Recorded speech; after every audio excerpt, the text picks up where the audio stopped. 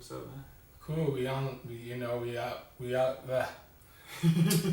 once again. I was thinking we could just make this a joint episode. You could put it on Polycap channel. Yeah. I could put it on my channel, and it'll be dope. But we back. It's Existential Kev and Regular Cap the Poly. Man Polycap. Yo, that's me, man. I'm actually Printcaps Polycap.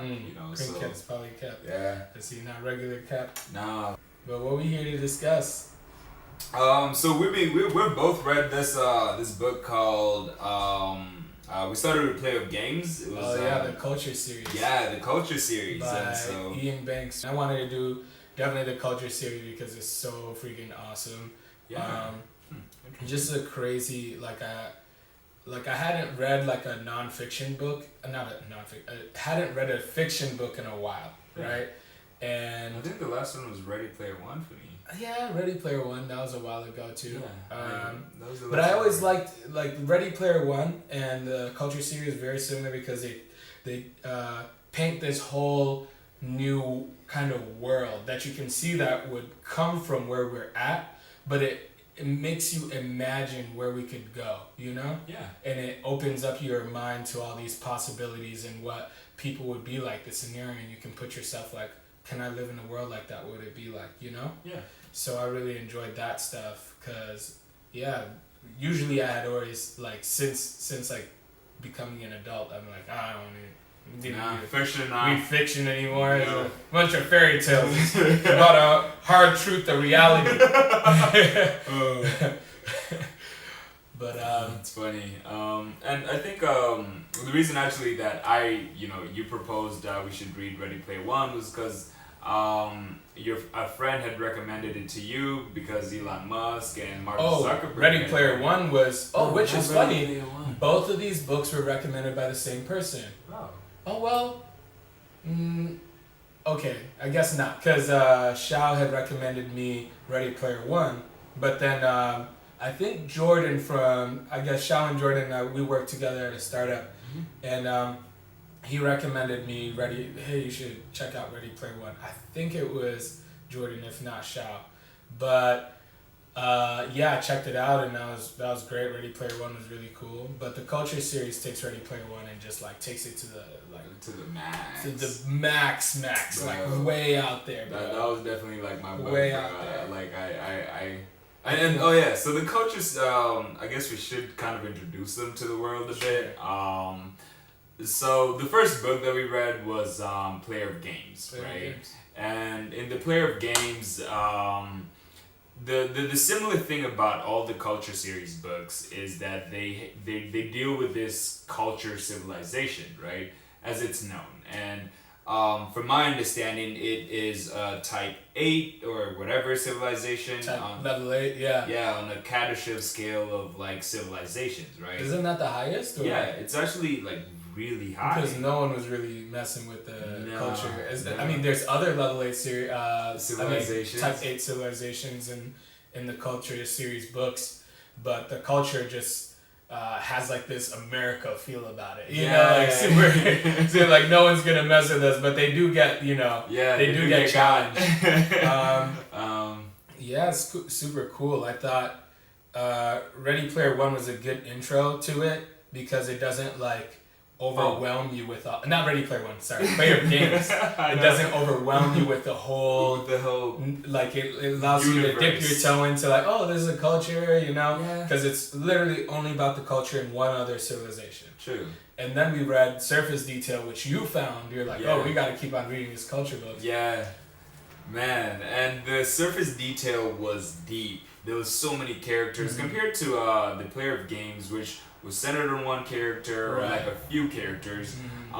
The Surface Detail definitely had a lot of different characters. There was a lot of different civilizations at play. I mean, lots of motifs, and the way he weaved everything back together as one story. That was quite masterful. And Ian Banks, he spells his name kind of cool, like Iaian or something like that. Yeah. It's pretty interesting. But this guy, I remember when I mentioned it, you had found this video of people discussing it. Maybe we'll throw it in description and give him a shout out. But shout out. they did a really cool discussion on how that guy was. He's like a madman. He'd just go out there and turn up, have adventures, and then when it's time to make some money, he just in like a summer, just 3 months, boom, book's done. Then go, go back to his universe. Exactly. Like most people take years to finish a book, especially something like Service Detail, which is like even like we did the audio book, and that was 20 hours of listening, which is like probably the longest thing I've ever listened to. Yeah, I remember looking at it and I was like, God damn. I guess we did. Yeah, so I think I'm not Ready Player One. Player of Games is half of that. So definitely you have to give that dude kudos. He was a man possessed. Yeah, man. Like he just whip out a culture book. And that's something I was. He did a lot of them. Yeah, there's like 10 of them. Mm-hmm. So I picked out of the first 3 recommended. Mm-hmm. The first one, is obviously Player of Games. The next one is the Considered Plebeius. Considered Plebeius. I was thinking about that. I'm actually gonna. People were thinking about making that into a movie. Yeah, Amazon is actually making that into a movie. Mm-hmm. So they started in February. So by the end of this year, early next year, it should be coming out. Hopefully, they're not releasing much updates on that. So it kind of falls in line with a lot of the motifs and themes that we've been discussing recently. Especially like you can tell that he's probably gone off the deep end with a couple of psychedelic ideas. And, I guess we will. Buddhism and non-duality. Because even some of the ships, like there's like the Bodhisattva ship. In Surface Detail. Yeah, no, that was interesting. I was reading it, I was like, wow. And that's interesting. We'll start with the Player of Games because I felt like the Player of Games was a good allegory of how like the other civilization that the culture deals with in that book is similar to Earth. How the social structures, the Azadians, and how their cultures weave together by this like game that holds the whole civilization together. Right, and it was so clearly an allegory for the rat race game that we played, and it was like a outside looking in perspective of how silly our game is, It really is, and it was weird because But at the same time, in that book, even though they're saying, okay, look at the Zadian's game, it's so intricate and like they put their lives on the line about this, and people get their whole status based on this game. But even though you look at this Type 8 society, and it sounds amazing, right? Like there's no money in the culture. Yeah. The culture is just society, right? That you brought it up. So there's no money in the culture. No one like really has any dangers. Really, like people just live. Everything's provided to them. If you wanted something that I have, you could just basically ask your drones, and they can make it. They can make it 3D printing, all that. Exactly. So it's just. It's funny. It's the things that. It's a utopian society for sure. Man, it was I was actually I was happy that you showed me that book. I knew you were gonna like it because it did give a good kind of peer into what that would look like and feel like. Well, I was saying with the Zadians being like a kickback to us, and it's like, wow, look at your primitive bullshit that you guys are on. This thing you take so seriously, And then the culture society is just this like advanced, everybody's good, utopia, whatever. It's basically heaven. It's basically heaven, but without an overlord you worship. It made me like my whole like I always used to tell my mom, like she'd describe heaven and stuff. It's like, oh, everything's provided for, everything, you can do anything, have anything, blah blah. And I'd always be like, but then what? Will I want to just what will my desires to like want to like dominate, like be better than somebody or like win at something or like put my those desires, will they just leave me then? And the character Gurge in that story was literally how I would probably feel about that. Yeah. Like Gurge is the premier player of games in the in the culture society. And since now there's no jobs per se, people just have to do these creative works. Gergely plays games. He's a great game player, and he has to, like, he writes game theory and all that stuff, and that's kind of how it's more like he distinguishes himself. He has a reputation, and his reputation is he would die for basically. And you know, it was it's interesting that you bring that up, because when I always used to bring like the concept of like, hey, you know, okay, I get it that heaven is this place where you're provided for, where everything is good, but you know, what do I do when everything is all good, right? Right. And my parents would always say things like, well, you have eternity to worship God. And yeah, that too. I was like, what? I'm like, will I want to do that? Like, I don't want to do that now. I don't like going to church now and just like, you know, like those are really excruciating like times for me. You know, to live forever. Now I have to do this for eternity, and it started making it sound like, guys, like I'm just hoping maybe. What I would hope is that I would get to heaven and I would just have no more desires for it. Like somehow, if it was gonna work, like that stuff would be gone, and I become some kind of robot who just wants to praise God and stuff. And then I was like, I got a little older and like, well, why weren't we that from the beginning? You know? Exactly. Like, you know. But Gergely definitely, he's a person in the culture, in this utopian heaven, perfect society where he's not satisfied. Yeah. He's a gambler. He wants to put his life on the line. He wants something that is worth, like, you know, worth doing. I think, you know, when you always bring this up because I'm like, oh, I'm gonna build this utopian society, you know, and you're always like, hey man, look, but if you create such a universe, if you create such a reality in which like humans don't have to work, food is provided for, shelter, education, electricity, energy, all that stuff is provided for, we lose meaning of our lives, because people draw a lot of their meaning from what they do. When you ask somebody, what are you? Somebody tells you the occupation. I'm a teacher, I'm a doctor. And furthermore, they do that to survive. Exactly. It's like to get money, to stave up, you know, like so you can keep on buying stuff and consuming. Yeah. Right? But now if that whole problem is solved, how do people define themselves outside of that? And I'm like, well, with Gergely, it seemed like most people were getting along fine. Yeah, people were just like bullshitting, like having parties. Yep. You know? And then let's go build a civilization on top of a volcano. They would call I forgot her name. Yeah, it's his kind of love interest. Yeah, I guess. Yeah. And she had some ideas she wanted to make. I guess there was those small existential crises, which is like kind of what we have in the United States, where people directly have concerns about survival in other countries, where we like us fortunate enough to just, you know, have most of our needs taken care of quite easily. We just worry about those things, you know, how do I creatively express myself? True. Which is kind of funny that we already live some kind of culture aspect. Yeah. You know?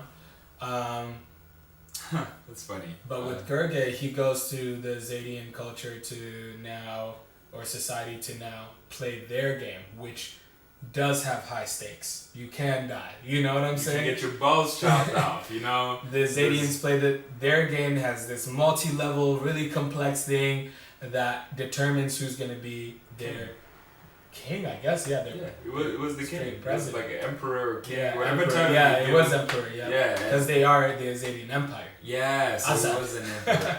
Empire of Azad. I love their whole.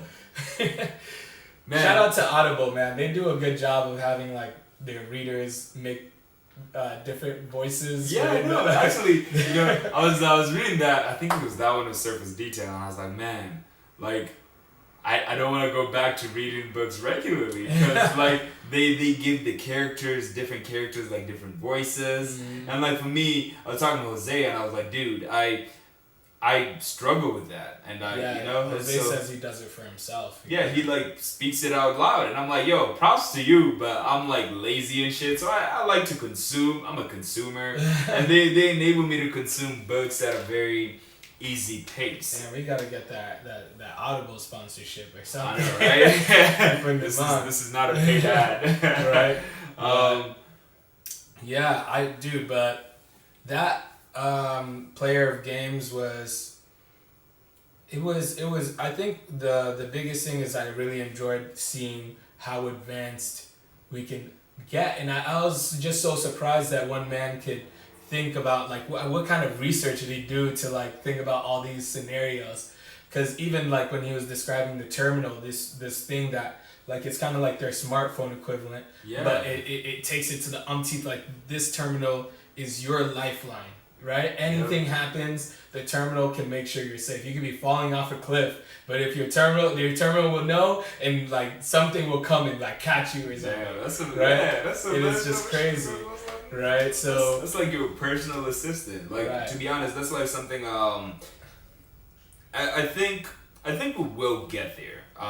The reason why I was really glad you showed me this universe, and I did exist in it in a while. Like that's why I really, after reading Player of Games, I jumped right into Surface Detail, because that universe to me was like what I want to create. And so by actually experiencing it, I got the right kind of visuals, the right kind of language to be able to create what I want to create, to be able to visualize what I want to create, to be able to describe to people what I want to create even better.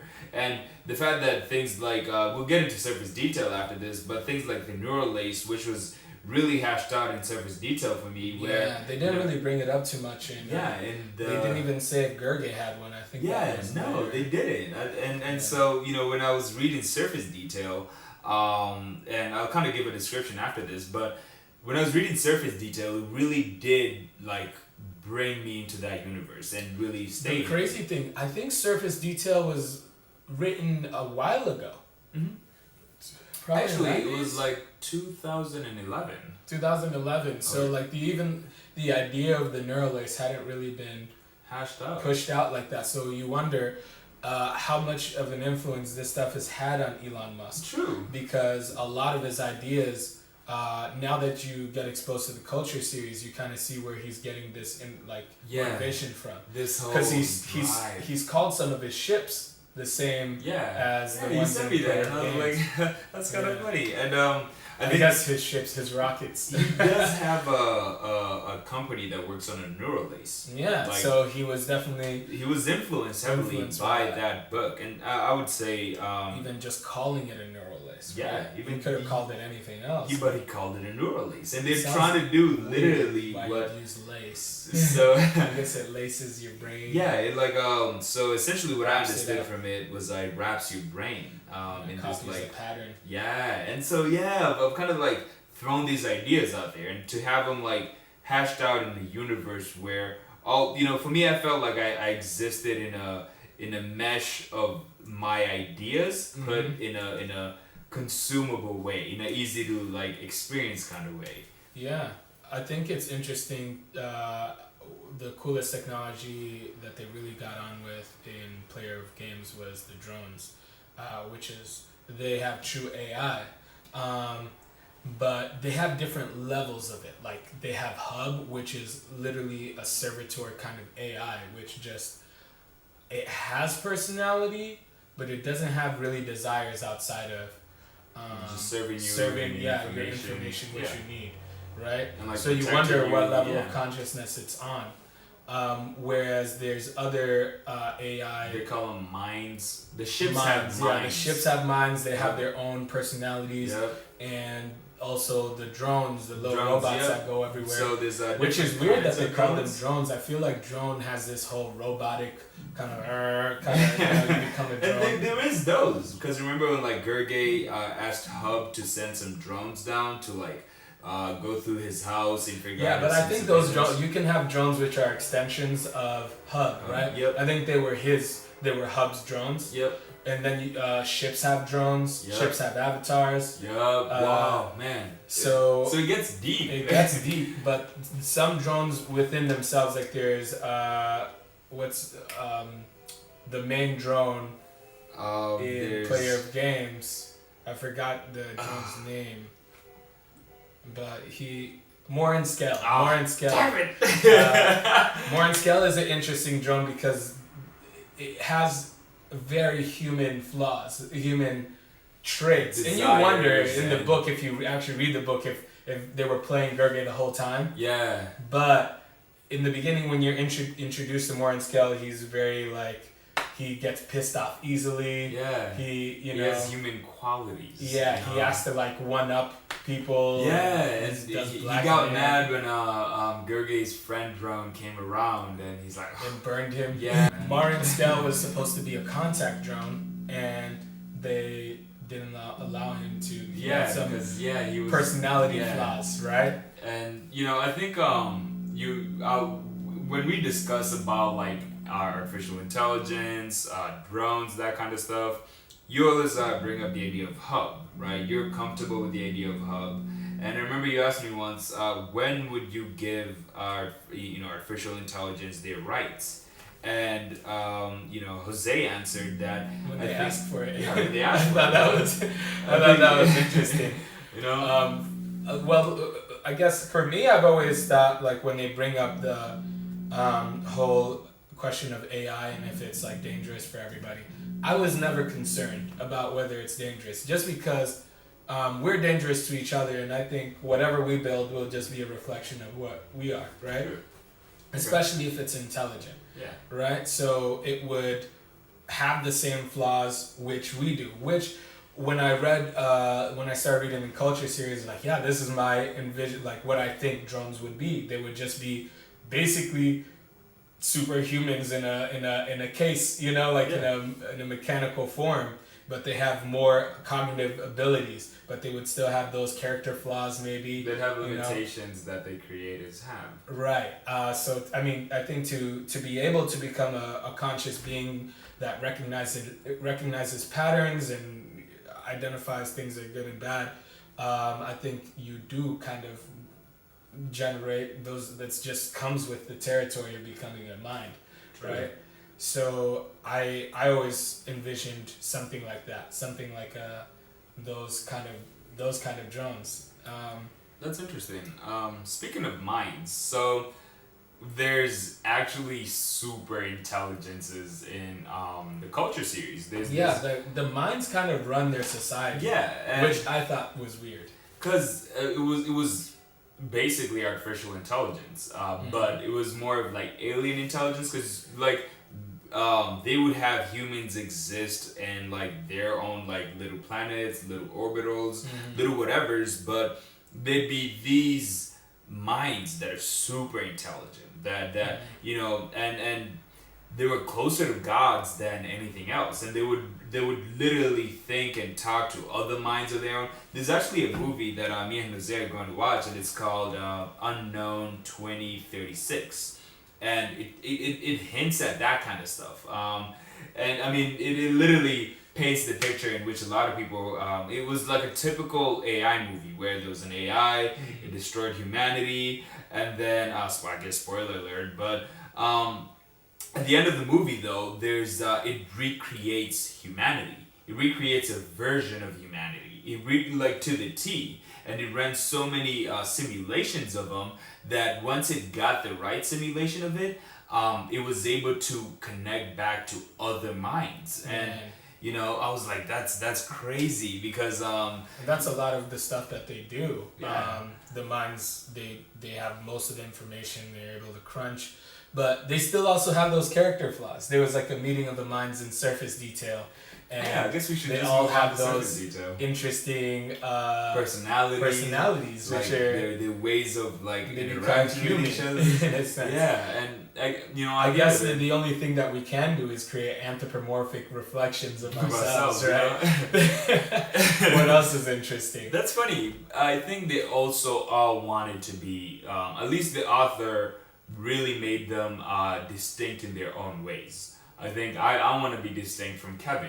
That's why I get a different job. That's why I have a title. That's there's a sense of being a conscious being that you want to differentiate yourself from all that there is. That's why humans have this certain certain belief that they're the apex of the food chain, that they are different from all the matter around them, you know? And to some respects, I think humans are, because we exhibit a certain level of consciousness that is different from others. But yeah, it's just a different side of the universe, where Alan Watts says, you know, there's a front and a back. You know, they can look different, like you have embroidery and you make a dress or something, or you have some clothes and you see the front is distinct from the back, right? Yeah. It looks different because you need to know which way to wear your clothes. But that doesn't mean that, like, the bag, the actual piece of clothing is different. It's one fucking shirt. Yeah. But there's a front and a back, and they have different qualities to them. Yeah, one is the inverse of the other. Right, so, exactly. You know, so we'll hop right into surface detail, actually. And in surface detail, there's a war between the anti-health side and the side which... So we should talk about the VR. So this was really cool, because now that I sent you something about, like, the society you wanted to build, you sent me something about the VR stuff that I wanted to do, which was crazy, because it took my VR, like, stuff and just, like, went deep with it. So in surface detail, it centers around the problem of VR, right? So it starts introducing a plethora of different societies now, and different groups of beings, and they are all on different levels of the scale as far as advancement. Kardashev scale. What they end up doing is, a lot of them have religious beliefs, as many as we do, right? And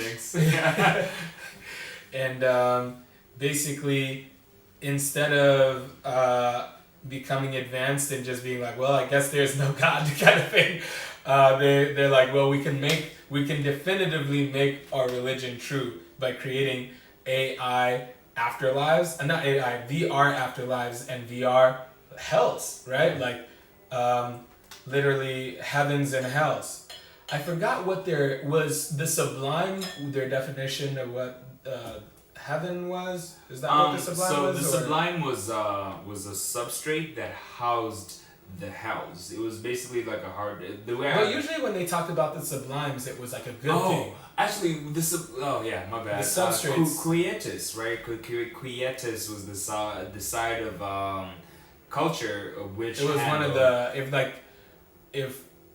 it was part of Contact. And Contact is like their CIA. Yeah, and they have a bunch of different groups. Yeah, and so Quietus would handle transition between the living and the dead, right? So that's why Lideja was being hunted down in a sense with the Quietus agent, because she had died, but her mind, her soul, her personality, I guess, had been saved. And so Quietus was in charge of the transition between reality and the hell, I guess, or the other afterlife. But they didn't have hells in culture. No, they did have heavens, afterlives. It was between. I think that's what they called their thing, was the sublime. Because maybe we should double check on that. Anyways, I think there was actually an episode of Black Mirror that kind of hinted at this. There was an episode in which I think it was San Jose or something, where there was this old woman and then there was like a younger versions of her, and they lived in like a VR in a sense, not like a. Yeah, it was a virtual reality in the same respects that they use it in the culture, but essentially the idea was that you upload your being, because once you have a neural lace on your brain, you're able to copy the digital pattern that you are. Right. You know, you can upload that to a cloud, and you can exist in an afterlife in that sense. You know. I think, I didn't get to see that episode. I'll check it out. Yeah, it's actually interesting. But the surface detail went so crazy with it. I think the person who was the most I would hate to do. I don't know. It went so far and so crazy. I was just like, wow, what am I supposed to learn from this guy's story?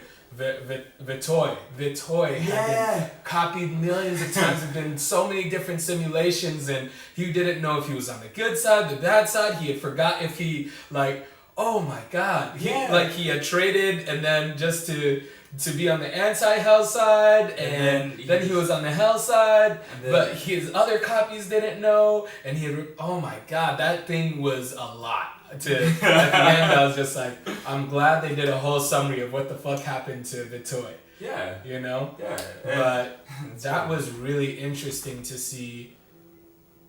Like, it created a multiverse scenario of all these Vitoys in all these different simulations. So Vitoy was in surface detail. There's a war that goes on between, obviously, if you're gonna make your religion real, other people are gonna be like, wait a second, why would you literally make a hell for people to go to be tortured for eternity? That sounds ethically wrong. Tortured them. Bro, I remember visiting the hell for the first time. And I was like, no. They get very descriptive. I was like, no. I remember that's what always kept me like. With my religion, it's like, you know. Fear. It's like, I was like, I mean, if it's hell, I hope they just, you just like, you're damned, and you're damned. But no, hell is forever, you know. Yeah, you're just gonna be like respin you and like bring you back. Every time you die, but then they bring you back to life, and then they torture you some more, and there's like creative ways to torture you. This is virtual reality, so there's a copy of you which feels all this pain, right? And it's just ethically, and then when you think about it, it's like, why would God do that? Ethically, when you look back at it, it's like, forever? Isn't there a point where you're just like, all right, whatever you did, this is enough hell for your ass, bro. You can go. It was not even right. I was super on the. And there'll be a case to be made for the hells to be there, but right now I do want to kind of bash the hells and just say that for the atrocities that they had, they would literally rape people, cut their legs off. There's just things that they subjugated you to the worst of your fears. I think Ian Banks really had to dig deep to see his dark side and literally see what he would do, because it's like, what the hell? There was a society in which they were pro-hell, and there was obviously anti-hell factions in there. That's what the culture was. The culture was anti-hell. They were anti-hell, but I'm talking about the elephants. You remember the elephant type people? Yeah. I forgot what their name was. Their names were, but you have Prin and Prin. Oh man, the other one. He lost this girl. I forgot her name, but these guys, their society was pro hell, right? But their society, they denied that it existed, but it did. So when people died, based on their record or something, they would send them to hell, or they would give them a tour of hell just to scare them, right? And then there'd be somebody who's left in hell. Damn, I need to be that nigga. Hey. You said this is the terrible shit you're gonna experience. Wait, where y'all going? No! Yeah, so it would be crazy. Obviously in that society they were trying to... The case for hell. Because they did make a good case for hell. And I think they say that religion and all this hell stuff, the concept of hell exists to push most humans who don't have the self-control to be good out of their own just inclinations, to be like, hey, if I did something bad in this life, there's another life that I'm going to suffer forever, right? Right. So, and in this society specifically that I was talking about earlier, there's their democratic society, and they're trying to discuss whether this is right or wrong. And the pro-hell side of this society is look, they don't even actually exist, They know that they do, but they're trying to tell people, hey, they don't really actually exist. No. It's like but concept. they keep it there just the fear, because people talk about it. It's they do exist, right? Yeah. Just the fear of you possibly having a hell, and people make claims. Obviously, people go on tours and come back bro, there's a hell, I promise, right? Should have seen that, bro. Oh right. He says it acts as a deterrent to make people act morally. We need them so that, these things don't happen. And it funny. Does make a good case of like if you. It does. I was literally listening to Alan Watts today, and he was talking about when people take psychedelics and then they see the ground of being and how everything's connected and everything just goes on forever, and then they're like, okay, then nothing I do actually carries a real consequence, right? So then they come back and then they're like, what Alan Watts was saying is that the psychedelic culture that came up in the 60s was kind of undisciplined because once they get that secret of the universe, they didn't know what to do with it. They're like, I don't know how to act. I don't just tell people I'm God. They think I'm doing it, Yeah. And they're like, I'm God, and they don't realize everybody else is, rather than where in the Eastern, the Hindus and the Buddhists, like knowing this secret, they would, or like these societies, a good majority, like not majority, a good amount of people knew this secret, and whoever they initiated to it, they would make sure they're a sound mind and blah blah. They would have all these, like things to be like, okay, once you know this secret, you know how to play the game without being harmful to everybody else, Yep. And which is true. I think out of doing psychedelics enough, I think those the first initial stages where I'm like, I felt one with everything, but then that scared me because I was like, I lost my sense of identity. I do a lot of the things I do out of my ego. And it took me a while to actually like accept that because I came back and I was like, Kevin, I want to make the world better for everybody and it's going to be good for everybody. And Kevin's like, but really? Why though? And I'm like, cause man, it's going to be for them. It's going to be good. Everybody's going to be happy. And Kevin's like, really though, nigga? And I'm like... And with the Buddhists, I mean, not the Buddhists, but I guess both of them, or the Hindu person would say, is like, don't worry about them. That's their karma. That's the game that they're playing. Yeah. That's their own doing. You don't need to be the one to save them. Save yourself. Impose my will upon their reality. Like, no. Stop eating pork. It's bad for you. No, right. Let them do that. And I think there's a part of me that had to accept that I'm doing it out of my selfish intent. That I just want to change the world, and you can never stop playing the ego game because that's the only game there is. I think that's the best game there is.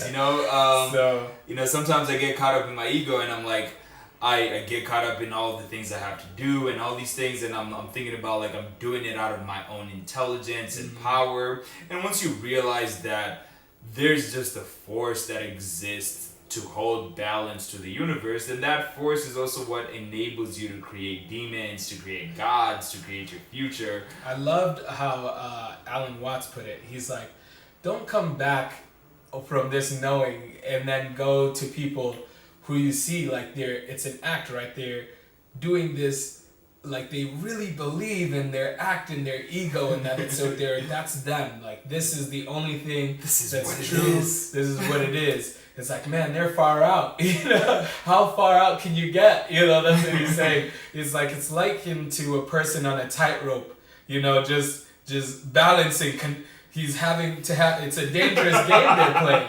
It's a dangerous game. They're having to concentrate so hard on their character, maintaining this character, right? And you don't want to startle them with like, hey man, or they might, they might collapse. But I thought that was a very interesting, like it was a very like true statement. I think, and that's where we differ in a sense, because the reason why I was laughing so ecstatically is for me, I kind of appreciate pushing people off that the whole road. Well, the thing is, I was also thinking like, well, you're on the ground, and they're like, oh, isn't that, and then they're on this tightrope, which is very low to the ground as well, like, and you just walk next to them like, look, bro. He's like, what, dude?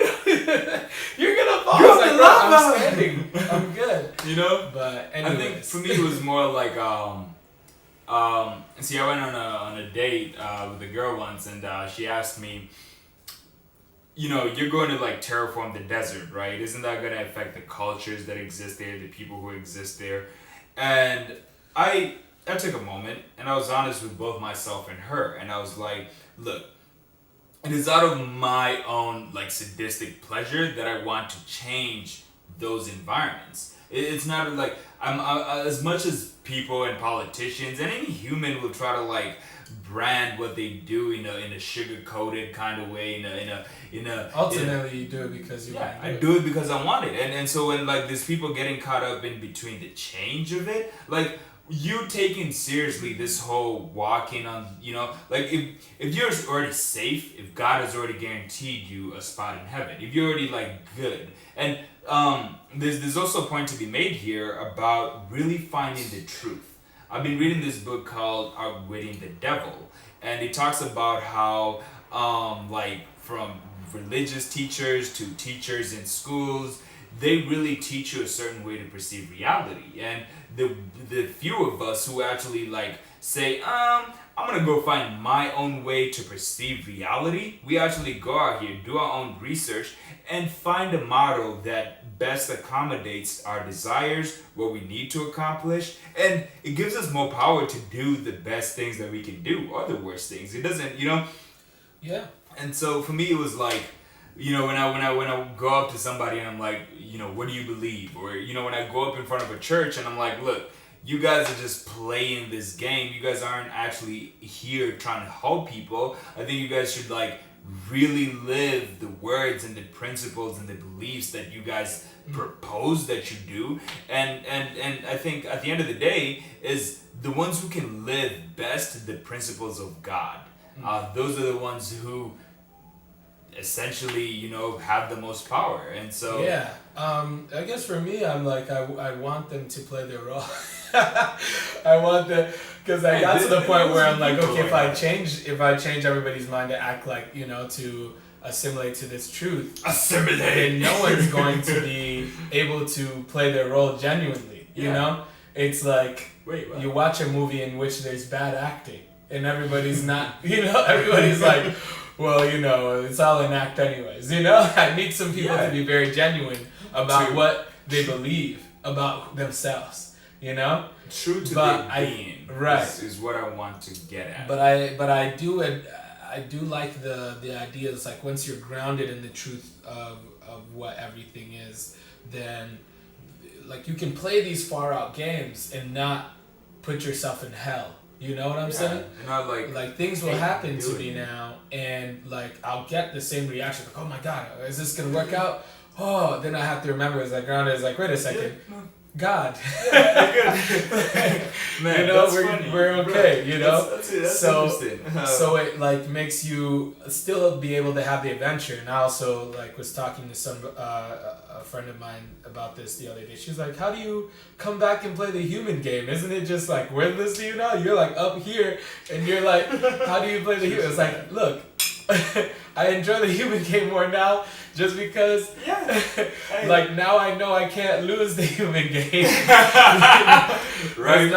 There's nothing to hold on to. So it's easy to let go. It's more power to your character. I think I've come to learn, like yesterday night I was literally about to fall asleep and there was a thought that came to mind like, hey, you should think about the problem you're having at work. And I'm like, huh? No. And that kind of power to be able to just be come like, to you.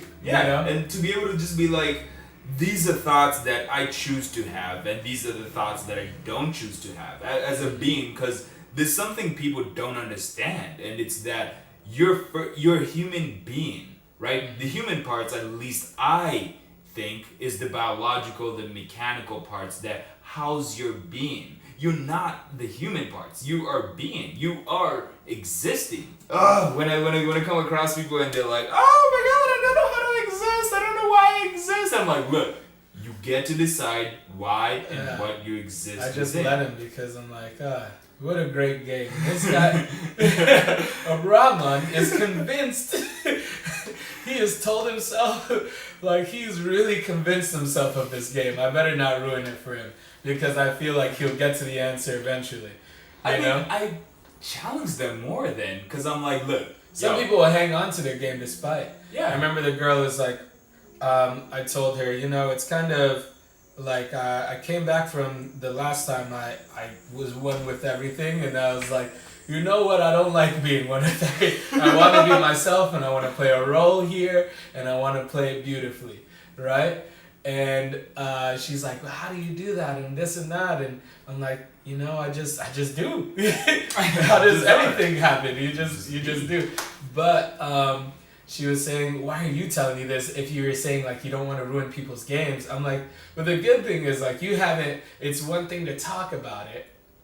It's another thing to experience it. Jesus Christ, I love it. Like, it's another thing to experience it because I told her, I was like, look, we're talking about this and I'm telling you, like literally giving the whole game away, the whole bag away.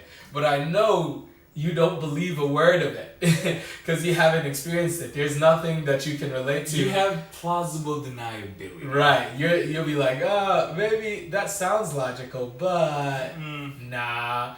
No, and then I told her the same way when I'm not in that conscious state, I have that kind of sense of being able to separate and being able to be like, oh, I am me. Be yourself. Right, and play this role, and I can play the role beautifully because I feel like that. Yeah. But should we go back to surface detail? Yeah, we should. I was thinking at some point earlier back, like, I guess we could just connect it all back to surface detail to being like, I've always had this perspective where, like, when we talk about, like, being able to save somebody's, like, the neural lace, right? So they have this idea of the neural lace, and I think that to get at the heart of what we're truly, you know, we just went on a whole tangent on. If we want to talk about the neural lace real quick, the neural lace, I mean, with Elon Musk, it's supposed to enhance you and all that stuff. You have all this information, be connected. It does that in surface detail, but also it gives you extra lives. Yeah. Someone can kill you, and since the neural lace was in your head, copied your whole pattern. If you're backed up as well, because you have to be. Yeah, I thought that was really like archaic that someone has back up. Why wasn't that on the cloud? You know how you get your photos backed up? Yeah. As soon as there's a new backup, I thought that should happen automatically. But so I thought that was weird. Have stakes in this game, you know, like I swear. You know, if it's to be enjoyable, because alright, getting it back to neural lace, right? So we get to the neural lace can back people up, and if you die, you can just get a new skin, a new sleeve. It's like altered carbon. Yeah, altered carbon. Centuries ago, mankind discovered a way to transfer consciousness into a new body, making death a mere inconvenience. Since then, we've been providing an unparalleled pedigree of human sleeves to only the most discerning clientele. Psychosec. Live forever in the body you deserve.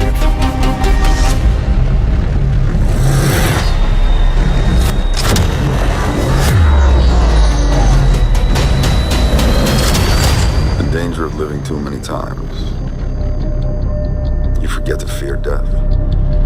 It can put you in a new body, and you have your conscious state before you died. But the then last time you got backed up. Right, the last time you got backed up. That's what I was going to say. They made a point as well as saying, you don't really get an extra life, but the pattern, the data, the consciousness that it, like the type of thing in the universe that you are, gets a chance to run again, right? But you yourself, you die. Because that person was dying, you remember? Man. In the ship, and she's like, oh man, there's going to be a copy of me, but this is the end road for me, you know? That is so I thought that was kind of like a weird, so it's almost like having a child almost. Yeah. Like you know, like you pass this on, you pass on your DNA in a sense, right? It was more of like you pass on your complete version. See? Right, but that's true. Like, okay, we already have that in nature. Because animals asexually reproduce. Mutations, there's all these like for me like this whole, that's why I don't want to have kids, because me passing on my DNA to my kid isn't me passing on. That's true. You know, in the same sense, he it's gets not to you. be him. Yeah, it's not you though. The copy of you is not exactly you. So you're still confronted with the fact that your original dies, and then this copy gets to live, right? And then there's a bunch of people who make clones of themselves who are rich and famous, or not rich and famous, but just famous for something. And then they have their clones running around, and that even more makes it so like, oh, I have clones running around, but they're not me, you know? I would love to say. And we can already do that. I'd love to fight my clone. We can have twins. Imagine, we can already do that. And someone who has your exact genetic copy, but it's not you. Like your consciousness is here and that consciousness is there, and you guys can disagree and not even be in the same side. Then you guys can try to outsmart each other. Right. It's weird. No. I think the company should go. So the whole neural lace extra lives thing was a trip, because sure, you get extra lives, but you don't get true immortality in that way. So Lededger was Lededger 2. Yeah, she was 2.0. She was a character who dies early in the beginning chapters and gets backed up by the neural lace. Vepers. I do want to talk about Vepers, because to me, Vepers was like, it really did tug a string at... I kind of liked his character. I did too. And I resonated with it. But then I was like, no, I don't want to resonate with Vepers. You know, he's like the villain of the book. But they did a good job of going into his cognitive process. Yeah. And showing like he just wanted to experience everything, good and bad. Of being the good, like having all the rewards and being worshipped for being the richest man. And then also... like just having experiences to have experiences, right? Because when he kills the Lededger, which he does in the book early on, so it's not that big of a spoiler. Actually, the description first of thing. the book, the description of the book is like Lededger is killed. Right. So he kills the Lededger, and when they go into his first person thought process, it's like, wow, I never killed a person before. I guess I have to thank her for that. It's one of my firsts. You know, it's just like experiences. Yeah. And he just doesn't really look at it. The only thing that he looks down upon or like thinks as an evil is losers. And people who aren't like him, who's a winner, just meant to win. Who like he just had so much confidence in himself. Capitalistic vibe to him. Right. I felt like I think he was almost a caricature of a classic capitalist. Yeah, he was. Because when I was reading it, I got a lot of vibes about like capitalism from him. He was the titan of like empire. Like he would be like, oh yeah, no, I own like fleets of whatever that is. I own like the repair companies that repair houses. Like, oh, my estate just got destroyed. His ego was so big that he could even look down on civs that were like more advanced than him. It's like the damn culture. You remember he gets attacked, he's like, how dare they? Do you know who I am? I'm going to skin them alive. No, that's too quick of a death. He was just a super like megalomaniac. And I felt, and it was almost too much for me, where I was like, all right, you gotta make Vepers a little more human. Like there's nobody who doesn't have any moments of like doubt in them. And he had this moment where he was telling his security guard... I forgot his name. Yeah, I was trying to remember it too. But he was telling his security guard that, you know, he was about to destroy his estate. And he's like, I mean, have you given them fair warning? He's like, of course not. And he felt a bit of remorse about, you know, like, look, okay, do you have a person in there you like? Like, no, I'm sorry. It was more of like... he wanted to kind of, like, there was a moment where he was just like, he looked at him, he could have just left it at that, but he was like, oh, let me try and console him, because he felt... that capitalistic nature of him. I don't like... I felt it was a humanizing, even whatever, I mean, everybody does things for themselves. Everything I feel like is selfish at the end of the day. Even if you say it's altruistic, you want something from it. That does make sense. So I'm like, the fact that he even cared that helping this guy to cope with what was gonna happen, I felt was a bit humanizing to his thing. True. Otherwise, he could have been like, yeah, whatever. Oh, his name was Yaskin. Yeah. Yaskin just accept it and hey, like I pay you to do that. Yeah, I pay you, like whatever. And so, you know, for me, I think it was more of like, it wasn't him caring. Like, I only think he cared for was himself and winning. And so, like, when Lededger was chasing him, like, that was when I saw like some doubt in him. But then he would be like, no, I'm a winner. I have the advantage. Just like I win, like just like I always do. And you know, I think he would have won. He definitely would have won if like the drone didn't step in. Oh, which is a spoiler. I thought that was a total cop out too. I think I felt like that was the Ledger's. I think she should have. She should. I was like, if they made her die again. Yeah, that's actually like, what I was thinking. I was afraid for her to like die again. I mean, she could always be respun up. So like at the end of it, they didn't have a neural lace. I guess they had a copy of her. They did, and they could spin her up before, like right before she died again. Like, and they could just show her like the videos. At the end of it, the thing I loved about Surface Detail was not only the characters, not only the story they told between hell and anti-hell, like the ideas that they explored, that he explored in that book, really cemented. I mean, I don't even think we got to go into the hells too much about. Prin and his wife, his girlfriend, like his girlfriend, like she loses her mind in there, and she forgets that there was ever any other stage before that. And I thought that's like, oh wow, that's probably what we do. Yeah, that's what a lot of people are in, because they're like.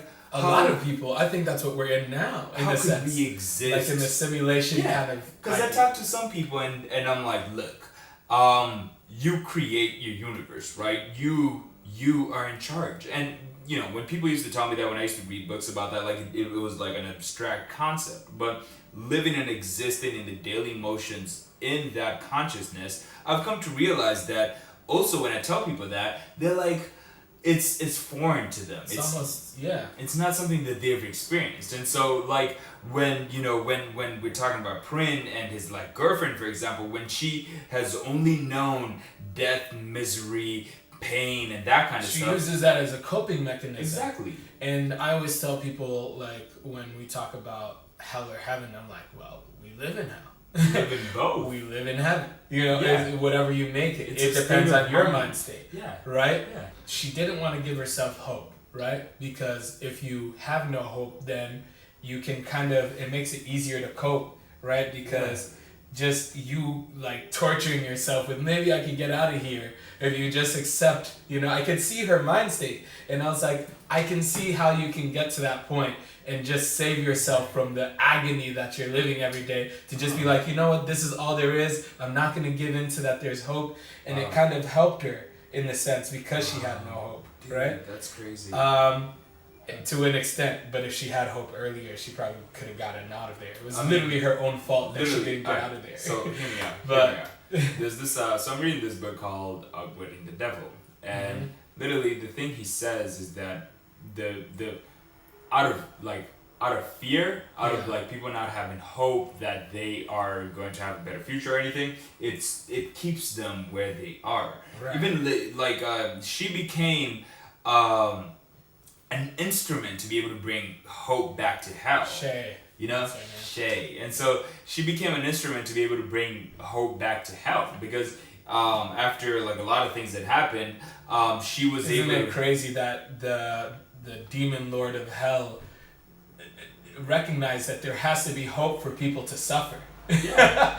That was so crazy. It was just like just you were smart. And it was in the most gruesome way that she became an angel of death, to give death to people that they wanted to die to get out of there, to just be deleted, right? And that was their form of hope, that it's that low. And then she took their pain, and so he was just genius in how, like, the thing about the hell in that book. I think the concept about hell is just the ability to make you suffer regardless. Like you might be able to think of like other possibilities, and Prim still kept, like, he was at least convinced that there's another reality other than the hell. And I was thinking about that, being like, what if he was wrong? I know, right? Like he was, like, you'd have to keep so much faith in that, like, oh man, in a level. Like, obviously we knew coming from like the book, like, okay, there's a real and this and that. But it's like what people talk about And now that we're in the Matrix and we have to get out and there's a new level, you know. There's a new level. There's a different level. Like we can get out of it. And I'm like, man, but we don't know. You know what I'm saying? Yeah. And you have to really believe in that so much, and especially for Shay, who had given up hope completely. And so she had chosen to forget about it, to be honest, because even like when she was never really truly confronted with the idea of the real until she was put into the rehab. But to be honest with her, to be honest with you, it's that like you have to forget some things. It's called repression. There's a psychological thing. I think that's what we do. Repression is how it's a coping mechanism. Maintain for everything. I mean, you're able to like move forward. Never after let your right hand know what your left hand is doing.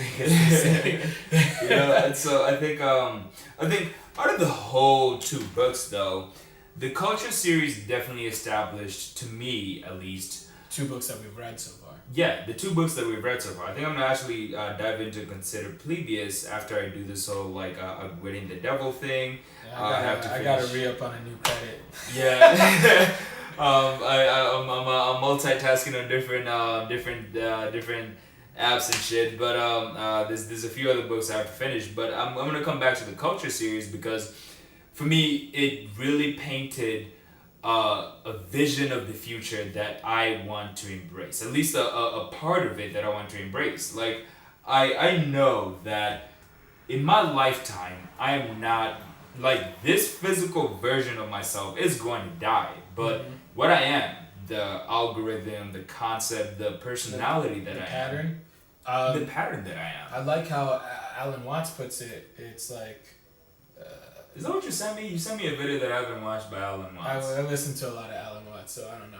But he says like what we are is kind of like a vortex, you know? Like a vortex in the water. Yeah. Right? You can come day after day and see the same vortex and be like, oh yeah, that's that vortex, right? Yeah. But it's completely different. The water in there is different. Yeah. The pattern is different. What's the same.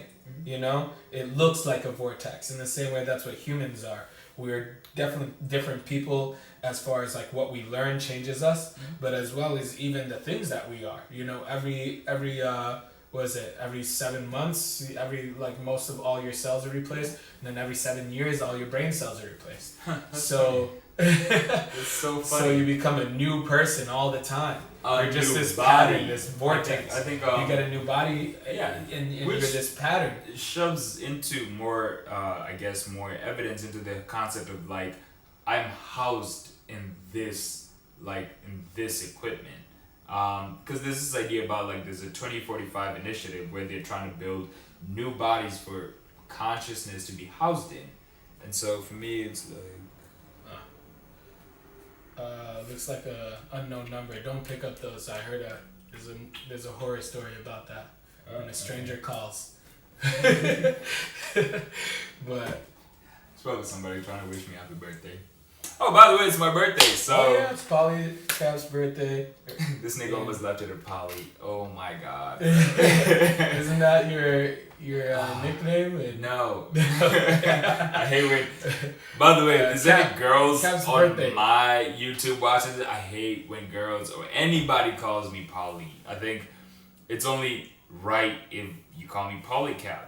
Even print caps. I think would it be weird if I started with the first 3 letters of your name and be a lot of people call me Cav. I'm cool with it. I was thinking about changing it to just Cav and be different.